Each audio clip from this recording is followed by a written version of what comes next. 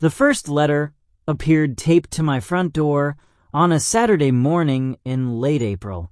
I'd been living in the Greenbrier Hills subdivision for 6 months, and until that moment, I'd successfully avoided my neighbor 3 doors down, a woman named Patricia Mansfield who'd introduced herself on moving day by informing me that certain standards were expected in this neighborhood. The letter was printed on cream-colored stationery with an embossed monogram.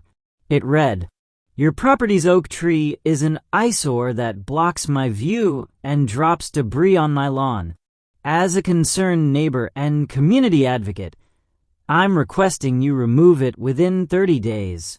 Failure to comply will result in formal complaints to the HOA and legal action."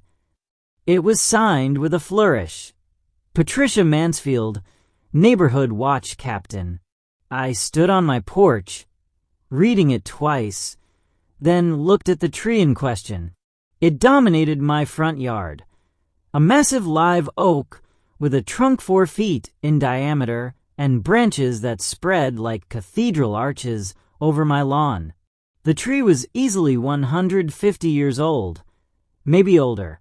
Its bark was deeply furrowed, silvered with age, and its canopy provided shade that kept my house cool even in Texas summer heat. When I'd bought the property, the tree had been the selling point. The realtor had mentioned it was special, but I hadn't researched further. I just knew it was beautiful. I also knew Patricia Mansfield had no legal right to demand I cut it down, but I decided to do some research before responding. What I discovered made me smile for the first time in days. My oak tree was registered with the state's Heritage Tree Program, a designation given to historically and ecologically significant trees over 100 years old. The registration had been filed by the previous owner in 1998. According to state law, heritage trees were protected. Removing one without state authorization was a criminal offense punishable by fines up to $50,000 and possible jail time.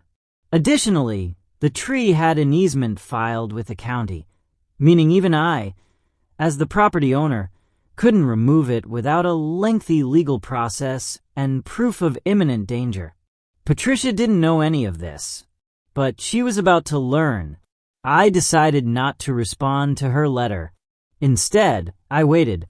3 weeks later, she appeared at my door. It was a Tuesday evening, just after 6. I was watering my garden when she marched up my driveway, her face pinched with irritation. Patricia was in her mid-50s, with auburn hair shellacked into an immovable helmet and the kind of yoga-toned physique that screamed, "I have time and money." She wore white capri pants and a pastel pink polo shirt with a designer logo. Her oversized sunglasses were pushed up on her head like a tiara. "I see you've ignored my letter," she said without preamble. I turned off the hose. "Hello, Patricia. How can I help you?" "That tree," she pointed dramatically at my oak, "is still standing. I gave you 30 days. That deadline passed yesterday." "I'm aware," I said calmly. Her eyes narrowed. "You're aware? So you're deliberately defying my request." "It wasn't a request, Patricia. It was a demand, and you have no legal authority to make it." Her mouth opened, then snapped shut. "I am the Neighborhood Watch Captain. I have every right to maintain community standards. Neighborhood Watch doesn't grant you authority over private property," I replied. "And that tree isn't going anywhere." Patricia's face flushed pink. "We'll see about that. I'm filing a formal complaint with the HOA tomorrow. That tree violates the landscaping covenants about maintaining curb appeal." "Feel free," I said. "I'll be happy to discuss it with them." She turned on her heel and stormed off, the HOA letter arrived 4 days later. It was more official than Patricia's personal note, but equally baseless. It claimed my tree violated Section 7.2 of the Community Covenants regarding overgrown vegetation, and demanded I submit a plan for significant trimming or removal within 14 days. I called the HOA management company and asked for a hearing. They scheduled one for the following month. In the meantime, Patricia escalated.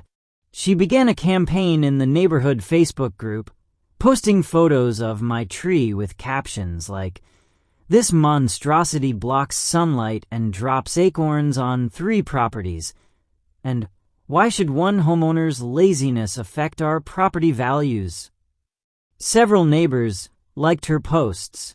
A few commented in support, but others pushed back, noting the tree was beautiful and mature trees were an asset, not a liability.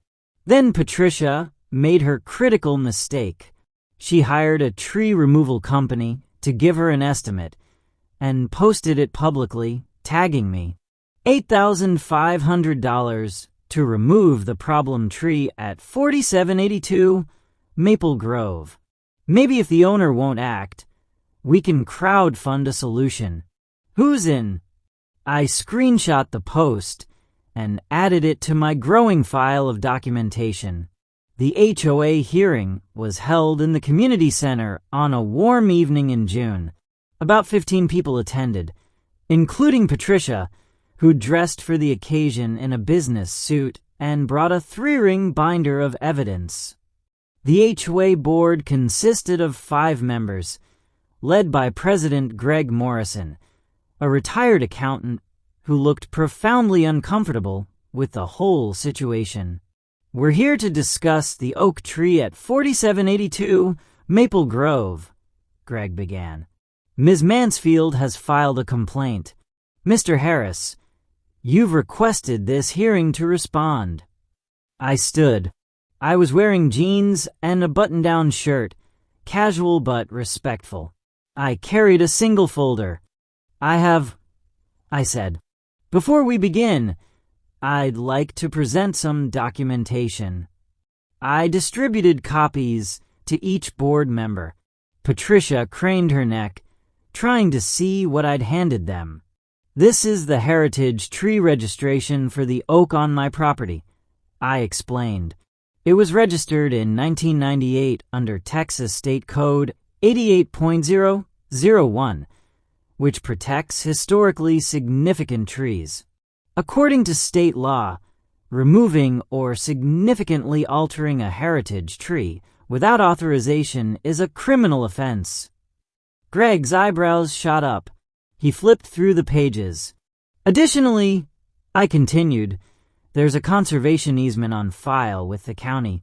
Even if I wanted to remove the tree, I'd need approval from the state environmental agency, which requires proof of imminent danger, disease, structural instability, or threat to life. My tree has none of those issues. I had it inspected by a certified arborist last week." I handed over another document. "Here's his report confirming the tree is healthy and structurally sound."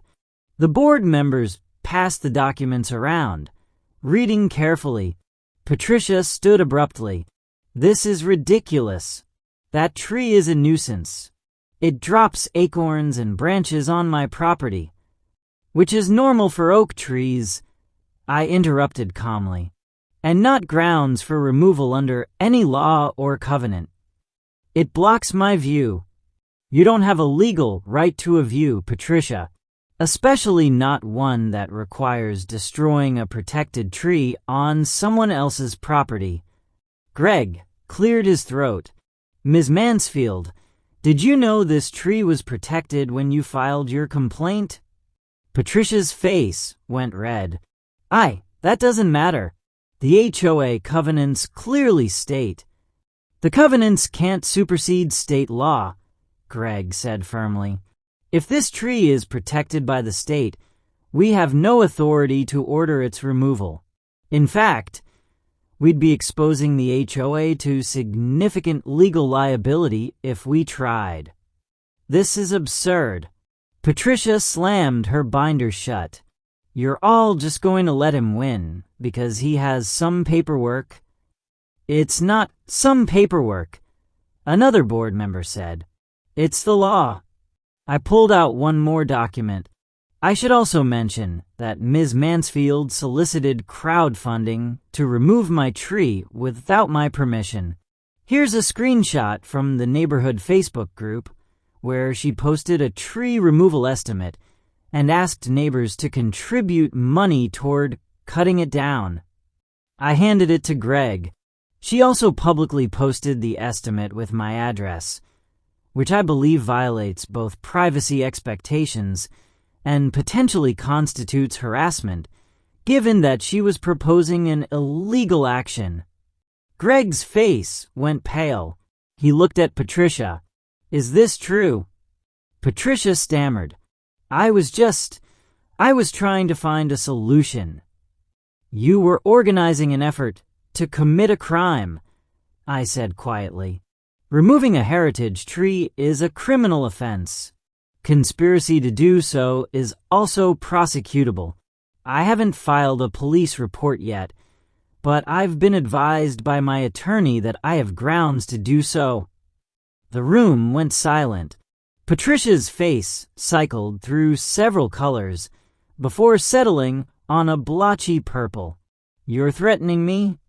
I'm informing you of the consequences of your actions, I replied, just like you tried to inform me with your letters and complaints. Greg stood. This hearing is concluded. The complaint against Mr. Harris is dismissed. The tree stays. Ms. Mansfield, I strongly advise you to cease all contact with Mr. Harris regarding this matter. Patricia grabbed her binder and stormed out, her heels clicking furiously on the linoleum. After the meeting, several neighbors approached me. One older gentleman shook my hand. I'm glad you stood up to her, he said. She's been bullying people in this neighborhood for years. A younger couple thanked me for saving the tree. It's the most beautiful tree in the subdivision, the woman said. As I walked home that evening, the sun was setting through my oak's branches, casting long golden shadows across my lawn. I stood beneath it for a while, one hand on its ancient bark, feeling the ridges and furrows beneath my palm. Patricia never spoke to me again. She avoided eye contact when our paths crossed. I heard through neighborhood gossip that she'd quietly resigned as neighborhood watch captain a month later. The tree still stands, magnificent and protected, exactly as it has for over 150 years. Every fall, when the acorns drop, I sweep them into a basket and scatter them in the wooded area behind the subdivision, hoping a few might take root and grow into the next generation of oaks. Sometimes I see Patricia's curtains twitch when I'm working in my yard. I know she's watching, stewing, unable to do anything but witness the tree she wanted destroyed continuing to thrive. And I smile, because the best revenge isn't fighting fire with fire. It's knowing the law, having the documentation, and watching karma take root like an acorn in fertile soil, slow, steady, and absolutely unstoppable. My tree taught me that. Patricia learned it the hard way. And now, every time I sit in its shade on summer afternoons, I'm reminded that some things are worth protecting, some battles are worth fighting, and some victories are measured not in confrontation, but in quiet, patient endurance. Just like the oak itself.